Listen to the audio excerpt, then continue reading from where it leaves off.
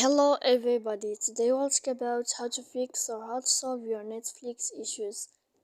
To know how to fix or how to solve your Netflix problem, you should just go to settings. Here in this page we click apps, default apps, app settings. When you'll find this list, you'll enter to the app or to the window of Netflix. Here in this page of app info, we click on first stop and we click OK. Then we'll enter to the window of storage.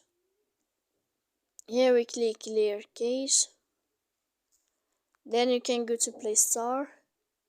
You'll search about Netflix. If you'll find here in this blue sign update, then you can click to update your app. So please don't forget to support us by like and subscribe. See you next time in another video, and thank you for your attention.